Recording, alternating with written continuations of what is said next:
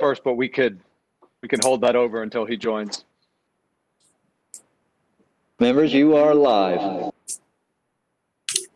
Good morning, all, or good afternoon, I guess it is, and welcome to our board meeting, Parks Board meeting for this month. The first item is public comment, and Allison informs me that there is no public comment, so we'll move right into presentations. First item, old business, is Bacchus Equestrian Center, but we're going to go ahead and wait to go over that and move right into sponsorship update. Forrest is still not on, correct? I do not see him on. Correct. Allison, if you could let me know when he comes.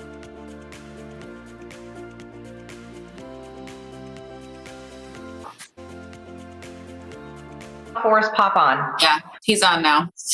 Okay, Forrest, sorry to bring you right up, but we are on the Equestrian Center update. Do you want to provide that to us, or do you want us to come back to you?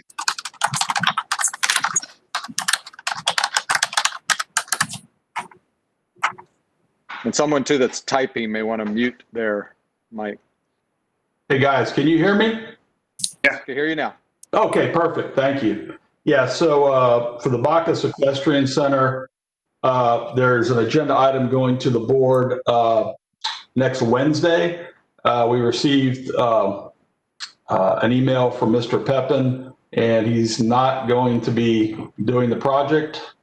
Kind of thought that might happen once he actually saw the numbers, the cost to construct two different sites. You know, we had initially told him a couple of years ago that we were looking at probably $2.5 million to construct each facility, so a total of $5 million. That came directly from our R3M and capital projects team. And I think finally, you know, 2-3 years later, after he got his new consultant and contractors on board, he realized that what we said several years ago was accurate. He was, you know, certainly trying to, I hate to say get away with something, but I think he was trying to get by on the cheap by trying to construct two facilities for less than 1.5 million total. And like I said, once he got his new construction team on board, he just realized that, you know, what we had told him several years ago was true, and he's looking more at like 5 million. So he looked at the property and just weighed the cost and just realized that financially it was not worth it for him to do any kind of, you know, exchange. So he has decided to bow out, and that will formally be processed to the board next Wednesday as an agenda item. Chris Kitty, would you make sure, I think you're going to be at the Parks, Friends of Parks meeting tonight. Make sure we let them know this as well, because I know several of those, especially Pete Fowler, are going to be glad to know this is finally done. We'll definitely do that, Jack. Thank you. And also, just to let you know, I talked with Kim Heidstrom, who's the head of the Bacchus board, parents board. Spoke with her on Tuesday afternoon and let her know the same thing. So she was very pleased with the news.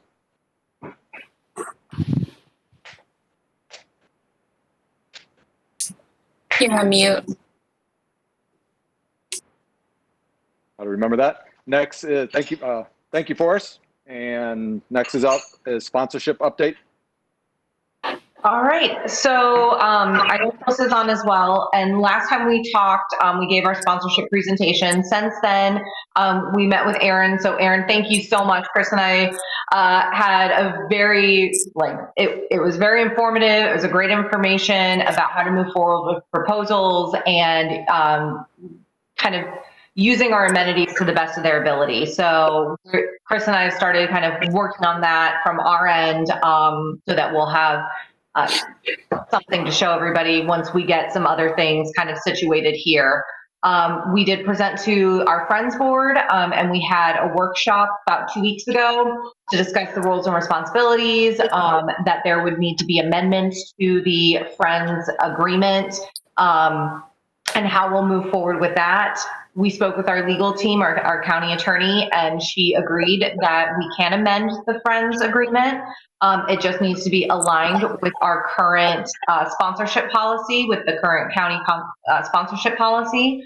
So that means that we need approval from our budget and fiscal, which we did receive approval from budget and fiscal. And then we also need approval from the clerk's office, their budget and fiscal side. So we've been trying to get a meeting over there, and we are following up. We haven't heard back yet, but we plan on continuing to follow up and go another route if we don't hear back by probably tomorrow. So we will amend the Friends agreement as long as we get that approval from the clerk's office. And we were told we needed to put specific verbiage in that amendment that referenced the sponsorship policy for the county. So we are moving forward, and we're hoping that this clerk's office, that's the last step that we've been told of before we get to amend that agreement. And we have a meeting tonight with Friends that we're just going to kind of give those updates as well. Thank you very much. Any board members have any questions regarding that? I don't see any I hands just up. want to thank Chris Kitty and Dana for their work on this, because, you know, this is something that's been going on for more than 5 years, and I think it's important. I'm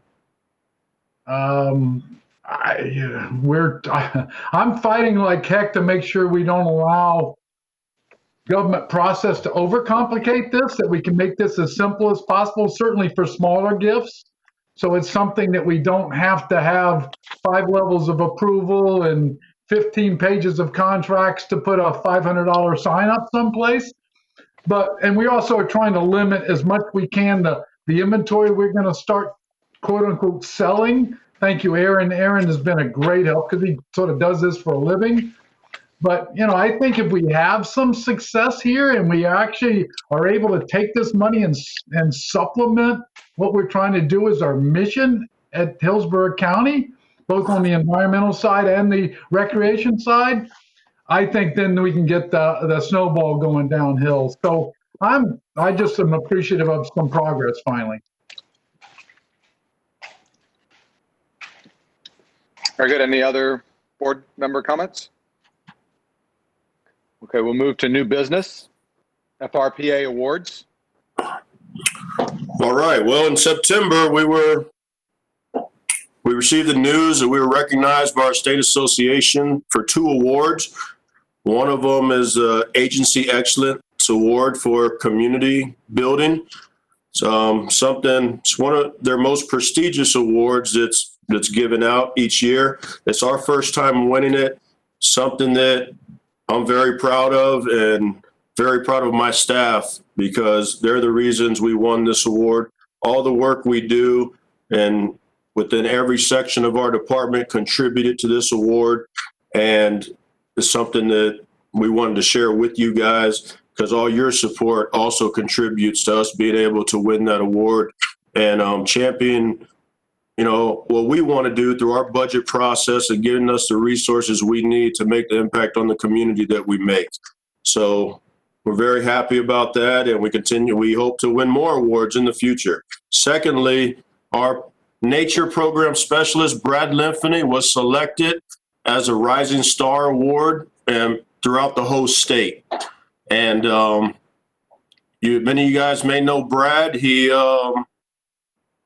came up with the idea for the hiking spree that has been very popular for the last few years, attracting thousands of people every year to our trails.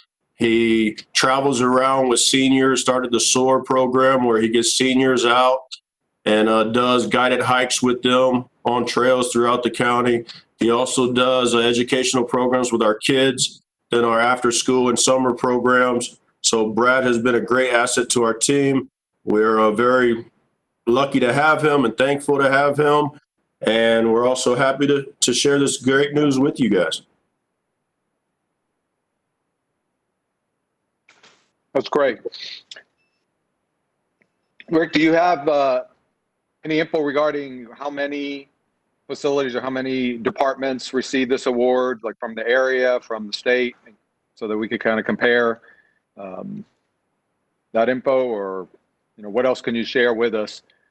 What the award really represents. I mean, was there a process that you had to apply for it and had to meet certain requirements? Maybe just giving us a little bit more insight on the meaning of the award.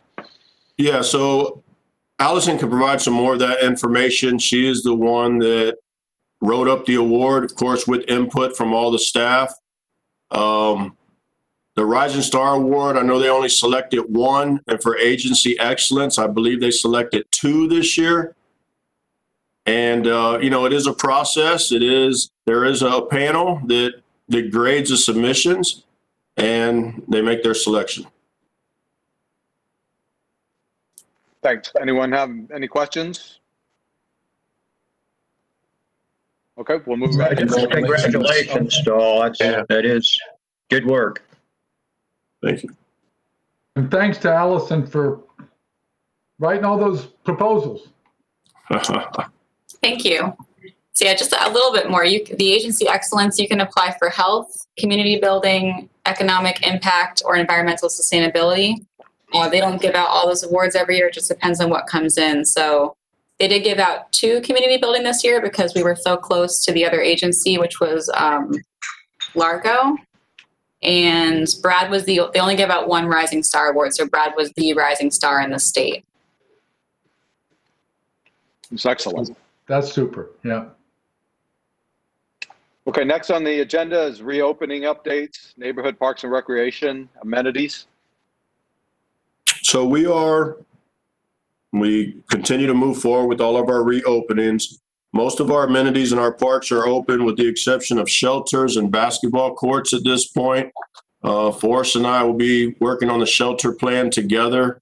I know on my end, we really want to get those things open. People are asking. The challenge is, monitoring what's going on at all of our shelters. It's easy to do at sites where we have staff. It's a little bit more challenging, at parks that are off the beaten path. Basketball courts, the reason they're still closed is not just the nature of the sport, but what we were experiencing before we closed them were, groups of 60, 70, sometimes even 80 people congregating at night with no masks, not practicing social distancing, and it's very hard to police. Our staff was being put in very tough situations. Several times we had to call HCSO. There were times where HCSO would help and come out and help us disperse the crowd. Other times they couldn't get there because they were, busy running other more important calls. So we're continuing to work through that, and we hope to have everything open, as soon as we feel safe. With the Recreation Center programming, we've submitted our proposal. I'm waiting on the final sign off from the Department of Health. I know the recreation team is very eager to start offering additional programs in our rec centers other than after school camp. And so am I. So we're trying to get there. Our pickleballers want to come back, and we really want to start some classes. So we'll keep you guys in the loop and provide you an update as we receive them. Right, quick question on the basketball courts. I drove by one recently and I noticed the rims were off. Is that the way that you guys have kept the courts closed, is by taking all the rims down? So every area is a little bit different. In some areas we were able just to bolt boards on top of the rims. In some areas they will get up there and remove those boards so they can still play basketball. So we were forced to remove the entire hoop in some instances. Very creative, I guess. Interesting. Yeah. Any questions? I don't see any hands up. We'll move right into athletics on return to play. I don't know if we're going to go through them one at a time, or I know we've already approved baseball, softball. Yeah, I just we wanted to give you an update on each sport, and then you had requested numbers, comparisons from last year to this year. So Dave Ramirez is on the line, and he has that information for you. As you guys know, baseball, softball was approved first. It's going. We have some organizations that are still just doing practice, and we have some that are entering the game world. Soccer has resumed contact practice. I don't think we have any soccer organizations that have started games yet, but it will be happening soon. Lacrosse is going, and then today I am going to ask for you guys to vote on the return of football competition. We've received, our plans have been reviewed and approved by, of course, our COVID task force team, who is John Muller, the director of facilities. He's the one we work with on that. Safety and risk, our county attorney's office, and Allison forwarded you the memo from Doug Holt, director of Department of Health, supporting it. I talked to Mr. Shantz yesterday. He wanted me to let you guys know he really apologizes for not being able to be here. He is on a personal trip and he doesn't have access, but he did want me to let you guys know that he supports the return to football plan as well. So I'm going to have Dave give you an update on registration numbers for all the sports. And then I also am asking for the board to vote on the return of football, contact and competition. Our staff is visiting each one of our game venues, and they are establishing a capacity for each site. Spectators will be social distance in the stands. They will be required to wear face coverings. Concession stands will be allowed, but only for prepackaged food. And they will have to have two people, one handling the food, another one handling cash. The team has done an amazing job coming up with these protocols. They've been reviewed by everyone, as I mentioned. And based on your vote today, I will be sending a memo to our county administrator at the conclusion of this meeting, informing her of our request. Rick, do you want to mention too the letter that she sent, kind of go over her recommendation? Whose letter? Administrator Bonnie Wise sent us a letter, I think, that was forwarded to us. No, that letter was from Dr. Holt to Okay. Bonnie Wise. Okay, I got you. Yeah, and he's the director of Department of Health to Bonnie Wise, letting her know that he approves us moving in that direction. Perfect. Is Greg gonna go over the numbers now? Go ahead, Dave. What we got? All right. Good Davis. afternoon, everyone. What I have is I broke down numbers and I'll just go through them from 2019 to 2020. There's been some decline, not as much as I thought. We are still registering. A lot of the leagues are continue to register at this time, so they're sort of backing up their seasons to go ahead and try to get more kids enrolled. And a normal November end probably would be more December-like. So I'm going to start off with individual sports. I'm actually going to go 2020 sports, spring versus fall, because you'll see a discrepancy, and then I'll do overall numbers. For baseball, spring 2020, registration was about 5,700 kids involved or enrolled to play. That was pre-COVID. Once COVID came in and we shut things down, that halted everything. A lot of the leagues went ahead and basically either gave refunds or would credit the players for the fall season. We opened up baseball and softball first, and registration as of yesterday, enrollment numbers are about 2,800. So we are significantly down. Some baseball programs have decided to go ahead and just do the fall as a skills and drills and training type program. And then there are some that are actually doing some game and league play. So it was really up to them to choose how they wanted to do fall. Softball, spring 2020 started off at 629, fall 433.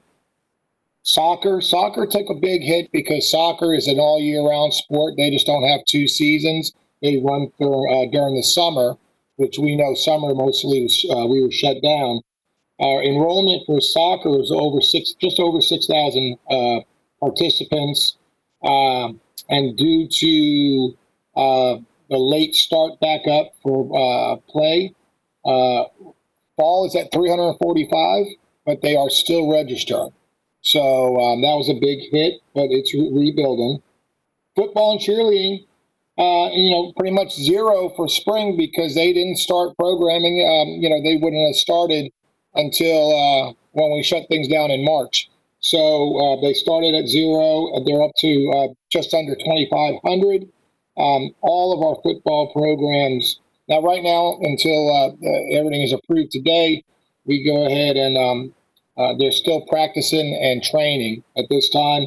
They'll start hopefully getting ready to play games here in the next week. 2 football programs decided not to go ahead and play this season, and they're just going to start their program back up in 2021. Lacrosse Numbers, that is another one. It's a year-round type program. So their numbers stayed about the same, about 235, 224. And our cricket numbers, we went from 2,050 to about 1,030, comparing spring of 2020 to spring or to fall 2020. Overall numbers, if you want to compare what we had at this time last year to this year, 2019 numbers, overall sports, all of the sports that I just listed, spring 2019, we had just under 13,500 participants. Compare that to spring this year, we were up 14,774. But again, that was pre-COVID. So once COVID came, registration ended, everything stopped. All 2019 numbers, 14,122. Fall this year, with limited opening and time, we're down, but it's 12,328. So we're just under 1,800 participants than what we usually are. And then we have that miscellaneous sport program with the lacrosse and soccer that do some type of smaller programs. Because of summer, they went from 1,063 to 0. So we're down, but we're not totally out. I think the leagues have gotten very creative. Once we were reopened, some type of play, and a lot of the leagues were out there doing the camps and the training with the kids and keeping the distance and keeping the physical touch away from their programming. So that's how they were able to keep kids enrolled and playing, which is a good thing. If you look at the big picture, you compare all of the programs from 2019, we were just under 30,000 children. As of right now, September 30th, 2020, we're at 27,000 children.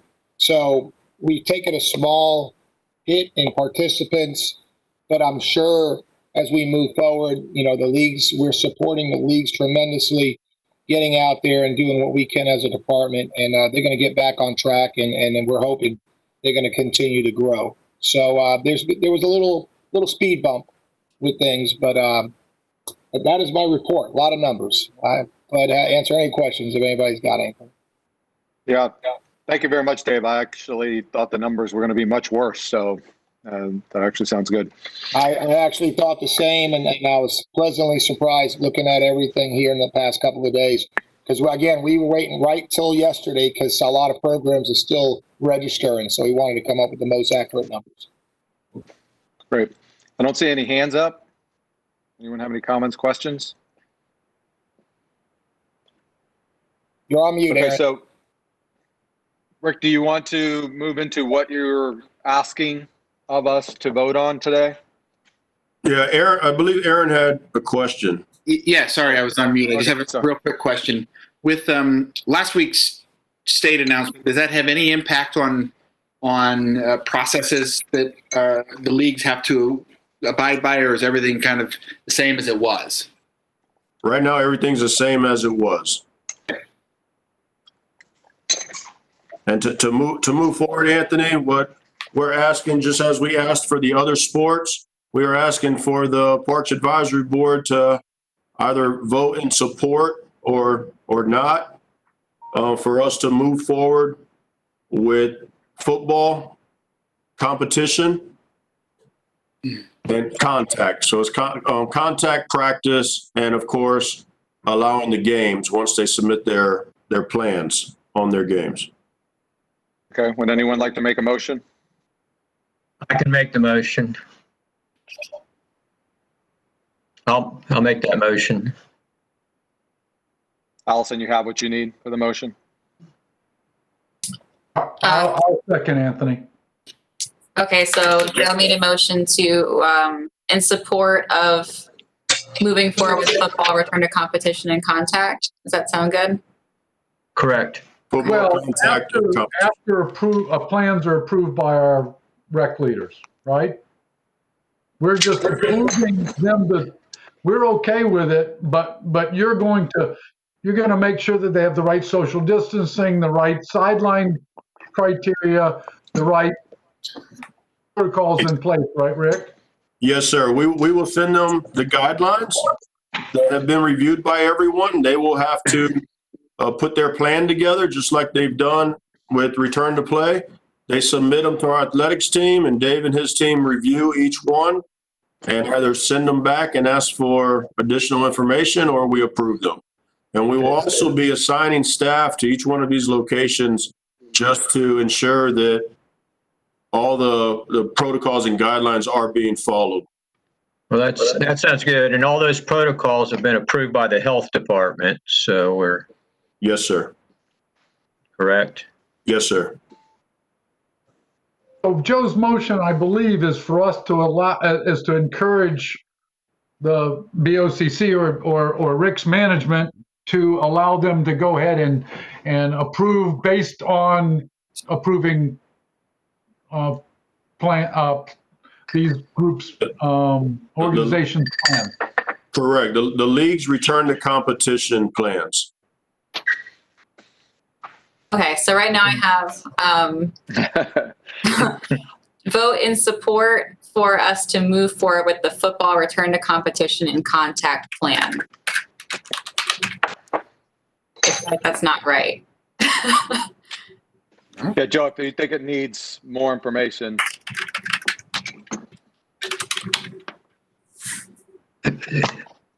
Wait a minute. We need more information in the motion. my question is if you believe it needs more information based on what Jack just stated and Rick just stated, or No, I don't think so. I think if we are endorsing their plan to open it up, which is based on all these protocol steps, and that's going to go before the board, our recreational department will approve all the individual plans. So, that's what I'm endorsing. Okay, so Allison, if you want to read it one more time, then Joe could approve it and Jack could approve it, and then we could vote on it. Okay, so Joe made a motion in support of the department to move forward with the plan for football to return to competition and contact. Yeah. Good. Joe? Okay. Pending the league submitting their return to competition plan and it being approved by the athletics section. Pending the Correct. leagues submitting. You want to make sure that's in there, right, Jack and Joe? Yeah, it's probably best to have it in there. I agree with Joe. Okay, so he said pending the league submitting the plan and it being approved by who? Athletics or Parks and Recreation. Okay. All right, it's a little wordy. I'll read it one more time. So Joe made a motion in support of Joe made a motion in support of moving forward with the plan for football return to competition and contact, pending the leagues submitting the plan and it being approved by Parks and Recreation. Good with you, Joe? That's fine. I don't know that I made a motion to approve the return to football, which would include not pending, like we're not Right. waiting on them to submit these things before I'm making the motion. That would include them submitting their plans. Does that sound better, Rick? Including rather than pending? Yes, sir. That's fine. Okay. Okay, including instead of pending. Jack, you okay with that change? Absolutely. Okay.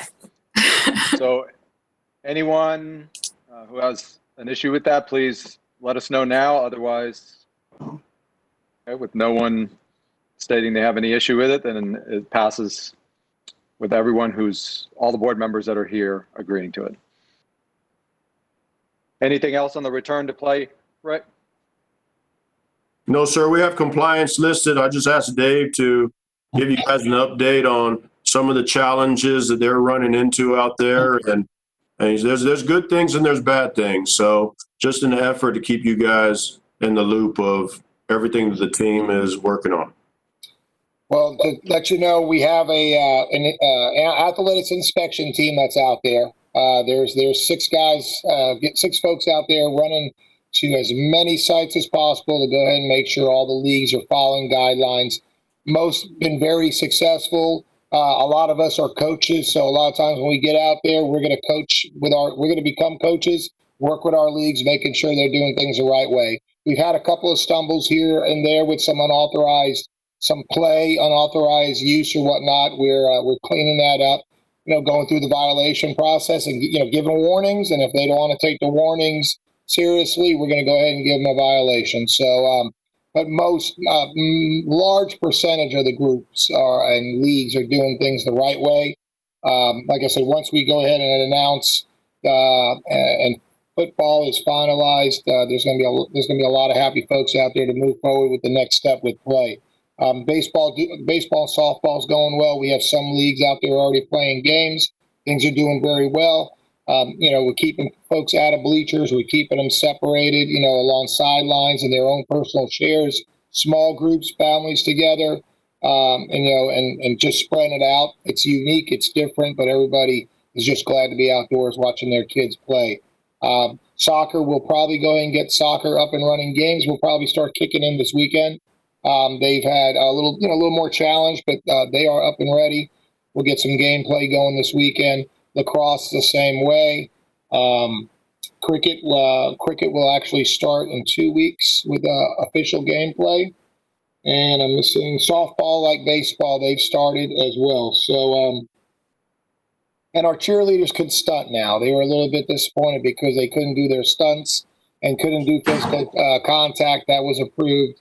And we are making the girls wear masks, though, when they are doing that. That's one of the stipulations, the guidelines that were set. Like I said, so they were long, lengthy, try to figure out the best plan possible to put the kids out there to go ahead and play safe. So that is the case. Dave, are you guys getting any pushback from that? Because I know when I've gone to high school games, the cheerleaders do not have to wear masks. Yep. So are you getting any pushback that we're requiring them to wear masks and the school board does not? Yeah, we are getting some pushback, but pretty much I explained to those folks that have these questions and concerns that we are a little different than the high schools, and the guidelines that we set, we feel are the safest for our type of program, because our recreation programs are a bit different than high school sports, and most understand. Saying bottom line is we're trying to keep everybody safe, and. When it comes to the mask and cheerleaders, I really haven't had much pushback at all from the leagues. That's a good thing. I've been getting a lot of pushback from a lot of other folks, trust me. And a question on the situations where you've confronted individuals who are not in compliance with what they agreed to, are most of them just listening and then doing what you asked them to do, or are you guys getting any pushback? A little bit of pushback, but you know what? After some good coaching and a good conversation about it, they jump on board. One thing our team does is if we see something, we have daily reports. Wherever they go, there's a report of what's happening, and we'll go back the next time they're out there. We follow their schedule. So if they're out there doing baseball Tuesdays and Thursdays, I'm sending somebody back out there on Thursday to make sure that they're doing it the right way. And like I said, we're here to work with these leagues, and it's a good relationship. And problems and issues have been pretty minimal. That's great to hear. Any comments, questions? I don't see any hands raised. All right, so nothing else under athletics, return to play? No, sir. All right. Next up is Kelm, amenities, Apollo Beach Nature Preserve. Okay, so all of our parks and preserves are now finally open with the reopening of the Apollo Beach Nature Preserve a couple of weeks ago. I'll have Ross talk about that momentarily, but in terms of our amenities, as Rick mentioned, we're going to have a discussion about picnic shelters and a process for those to reopen fairly quickly.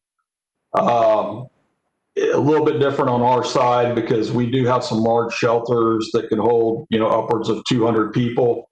So we're really going to have to take a look at those shelters and those situations. But I do think there is a happy medium, especially with our small and medium-sized shelters, to try to reopen those fairly soon and allow some of those activities. Where's that picture from? Oh, this picture is from Apollo Beach. Very cool. And so real quick, before I get to Ross, in terms of other amenities, we're still at 50% capacity on our campgrounds. I'd like to get that to 100% by the 1st of November. November through March is our busy season.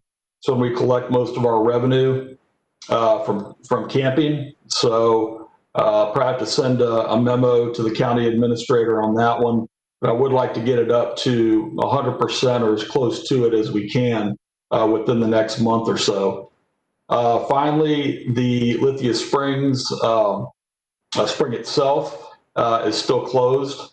That really has not been an issue, surprisingly. I haven't gotten any negative comments about that. I think people understand the size of the spring. It's fairly small. You obviously don't want a lot of people packed in there. It's also getting closer to winter. Our winter numbers in the spring are obviously pretty low because of the cold weather.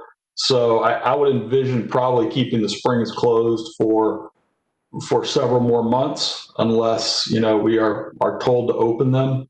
And I do think that's a smart approach on that.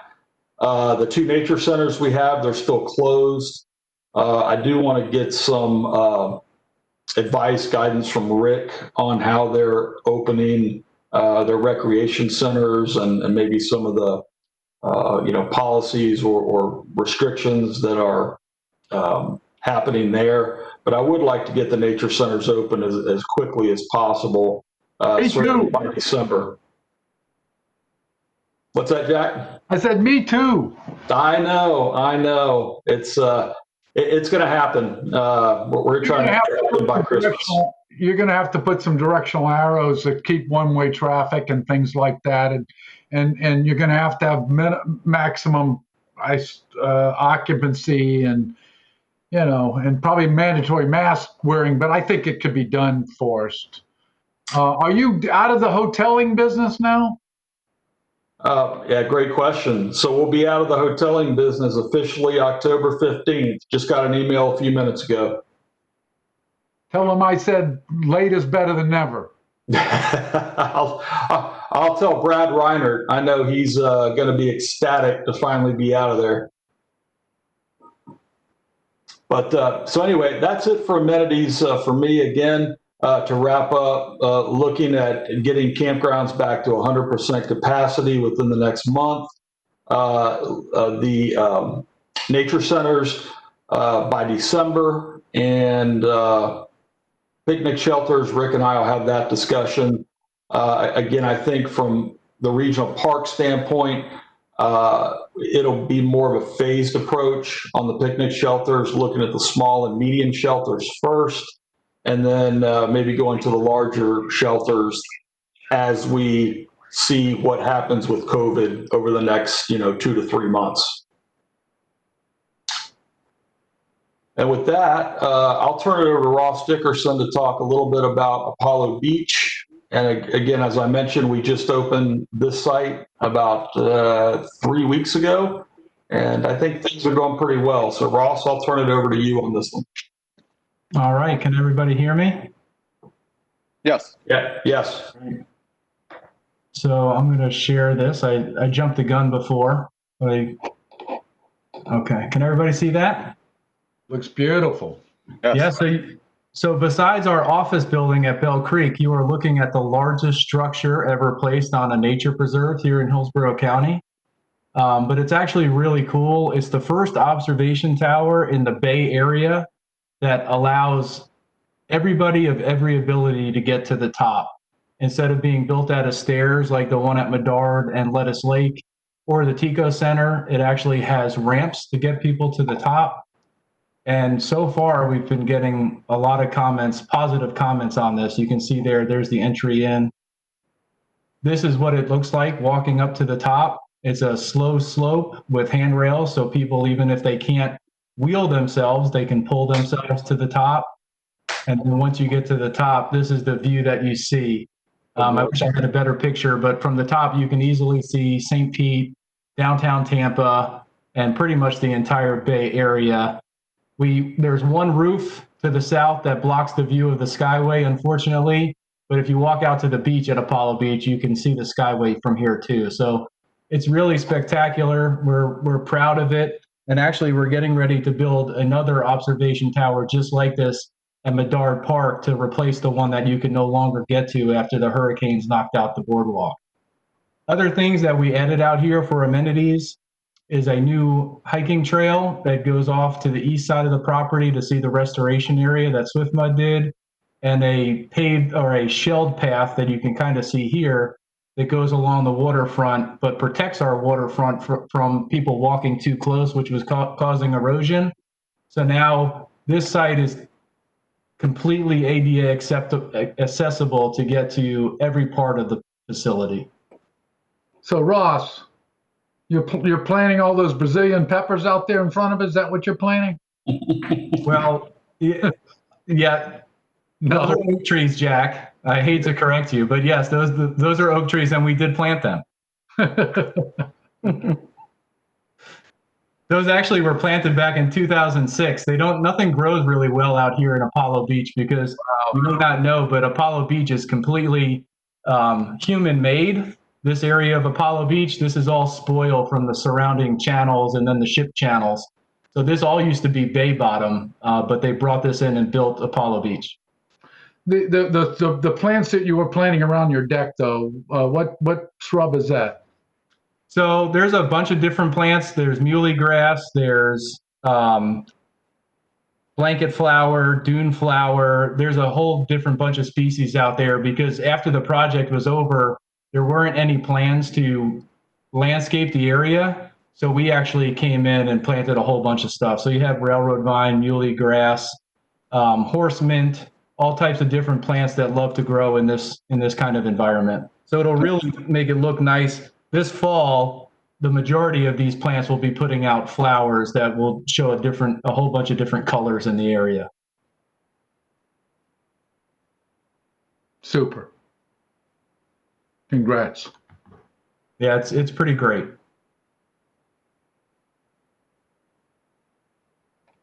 And it's so popular. We actually had Fox 13 come by and did. Charlie Belcher was there. I was going to show that picture as well, but neither of us are very flattering. So but they did come by and they did one of Charlie's shows out there. We've had several newspaper articles on the site. It's very popular. We actually have it limited to 10 people at a time now, and it's very often we have a line of people waiting to get to the top. And then at sunset, we actually have to hold back because 50 cars will show up just to come see the sunset at the park preserve. Very nice. Any other comments or questions? All right, next item up is board action. We have the minutes from August 19th and August 25th that were included in the packet that Allison forwarded to us, or the links to it. Any I can move questions on approval on the August 19th. I was not at the 25th. I did read them both. But I'll move approval on August 19th. Okay, Jack made a motion to approve August 19th. Do we have a second? Second. We have a second. Who was that, Nathan? Okay. All right, so we have a motion and a second. Anyone opposed? Please state so now.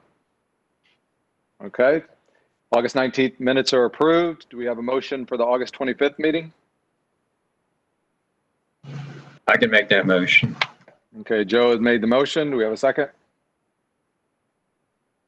I'll second again. Okay. Your voice comes in a little later than your hand, Nathan. That's why I was confused on that. So we have Joe made the motion, Nathan the second. Anyone opposed to approving the minutes on the 25th? Okay, all in favor. Board member comments. Jack, I think you had a comment that you wanted to make regarding our upcoming meetings.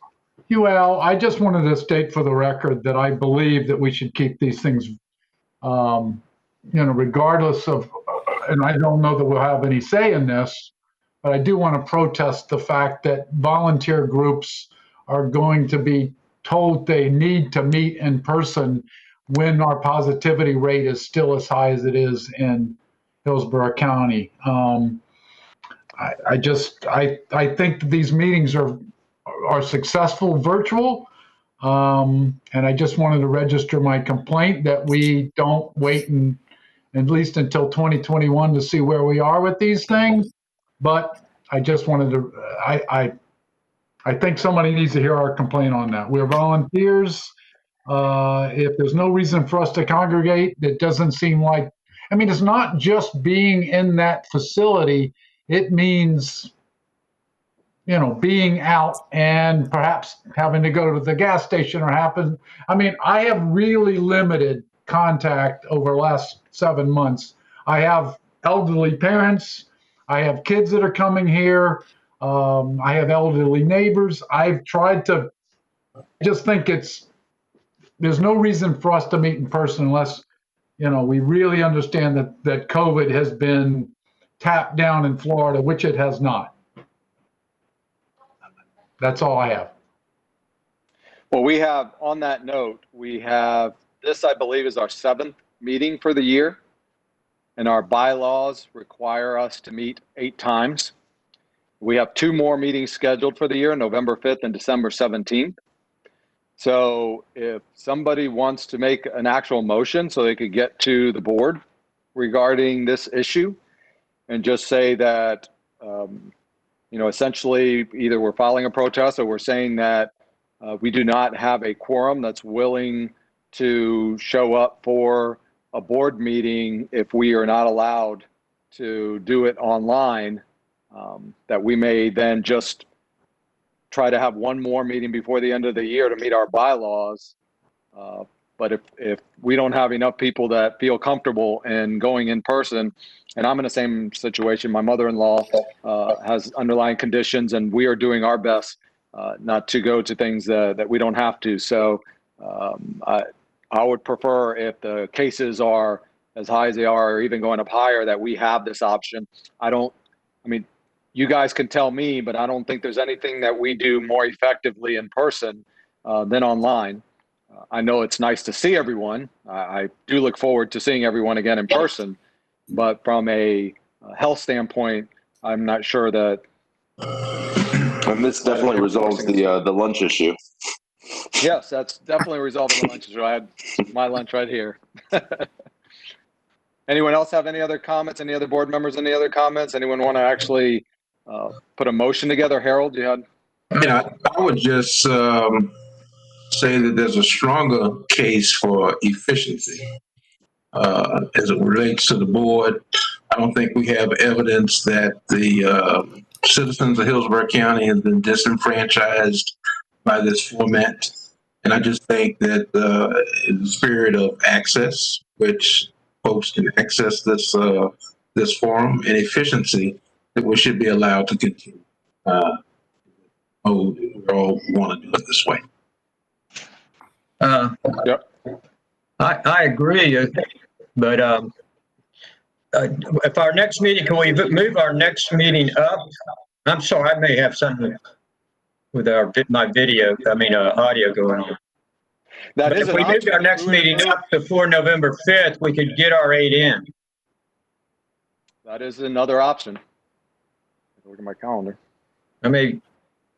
be off here for a second. Let me get.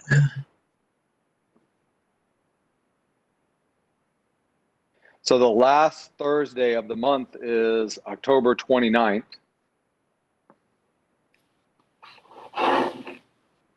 But it seems a disservice to what we're trying to do to not be able to meet because, you know, I'll drive in there if we need. I'm sure we can get four of us. As I understand the rules, we can still have virtual, but we have to have a quorum at the location, or people are not allowed to participate at all virtually. And we don't even know what the location is that we can have it because the facilities are currently closed. We were going to try to open it up just for our board members, but also if we have it in person, I don't know what restrictions there are as to who else could be there. So I don't know if we could tell specifically people they have to wear a mask or whatnot if there isn't an overall Hillsborough County mandate that everyone has to wear masks. So I would like to make a motion that we go back to the county attorney with our concerns and with Harold's comment that no one is being disenfranchised. This is not only convenient to us and the public, but it's safer for these volunteers and the public. And I think we would like to see if they can't come up with accommodation. And it's efficient. It is efficient. I can go have lunch after this in my kitchen. All right, Jack, so for your motion, you made a motion that we go to the county attorney with our concerns and I said with Harold's comments. Just to ask for accommodation that we don't see any loss of efficiency or public accommodation. Effectiveness. And at the same time, we see it's safer. So those are the sort of the 3 points, I think. Okay. Harold, do you want to second that? Okay, go. Go I ahead. think the fourth thing is we don't know where to even meet. Okay, do you want those three things in your motion, or do you want me just to have the motion say that you're going to go to the county attorney with your concerns and ask for accommodations, period? Well, unfortunately, we're going to ask Rick or Forrest or both to go to or someone from their staff to take our concerns there. And I think we want to list our 4 concerns now of adding the one of we don't even have a location. That now we'd have to ask not only we would prefer an accommodation stay virtual, but if not, they've got to make accommodation for how we're going to get our board in there, plus allow the public comment in there. It's just so silly. It is just so silly. So anyway, I'll let somebody else speak to making this better. Well, Allison, you want to read what it is and have Jack say he approves it? Jack, I'd like to hear from Aaron and Joe and Harold and their comments as well. okay, so for the motion itself right now, I have Jack made a motion that a member of the staff presents the county attorney with the board's concerns and to ask for accommodations. If you want me to add those 4 points into the motion, I can. Otherwise, they'll just be in the minutes. And is the accommodation specifically that we want to continue? Oh, yes, accommodations meetings. to continue having virtual meetings. Okay. Is that good with you, Jack? It's fine. I don't think we're going anywhere, but I think we have to just raise concerns. Okay. Harold, were you seconding? Yes, I will second it. Okay, so we have a motion and a second. Any other board members have any other comments, or are you comfortable? Works. Okay. Is anyone opposed to it? With no one opposed, then we'll say it passed. My remaining question is if the answer come back no, that the governor has made it and we have no way around it, we want to make a motion that if they tell us that we can't, that we move our meeting to the 29th. And that way, number one, we'll have a whole month more worth of data to see where we're at. Secondly, we will meet our 8 meetings for the year's requirements. And, third, then we can determine when and if we want to schedule the next meeting and how we're going to do it. I think that's fair. Does anyone want to make that motion? I don't know if I can make a motion. I can make that motion as a backup. I can check that. Okay.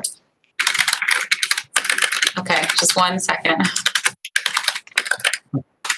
This one I actually think could be as simple as if the motion or if prior motion is declined, or if the county comes back and tells us that we have no other option, that we will move our next meeting to the 29th. Okay. I'm sorry, who seconded that one? Aaron. I think Joe made the motion, Aaron seconded it. I apologize. I don't think we got with the staff to make sure that they had no conflicts on the 29th.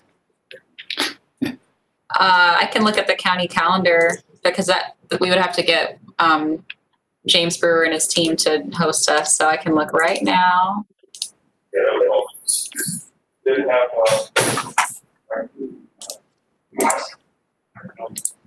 I don't see anything obvious on there. So The meeting might be, hello, we adjourn. it's true. We could do that, I guess, at any time during that day, because all we're saying it's the 29th. We haven't come up with a time. So we would determine what time is available for the webinar, and that may be the case, but I'd imagine it'll be hello, and what do we want to do the rest of the year? Mhm. And obviously, if there's any other pressing issues that come up that need to be addressed that day. Okay. All right, so everyone understand the motion? Good. Anyone opposed to it? All right. Everyone has agreed to it. So Anthony, do you want me to send out, I can send out an email to everyone about their thoughts for what they would like to have brought to the county administrator, or the county attorney? Should I just do that through email, or do you have to figure that out in the meeting? I think what Jack's motion said was that we would just have someone from the staff present our view to them, and they could just let us know whether they can make an accommodation or not. Okay, I don't know if I should just use the views that came up. Sorry? Yeah, she can see the section of the minutes you just took. Okay, Yep. perfect. Our concerns. Okay, And then just let us know as soon as you know, so we know to make the change to our calendar if We necessary. cannot be the only people in the world they're trying to, I think this order just kind of caught everybody off guard. It's completely politically motivated and unsafe.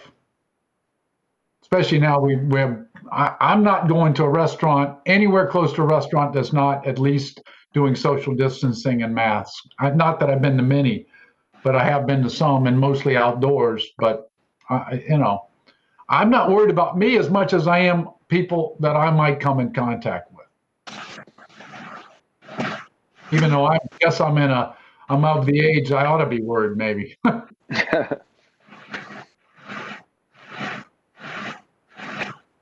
Okay, let me get back to the agenda here. All right, any other board member comments? Don't see any other hands raised. Communications, activities, or staff member comments?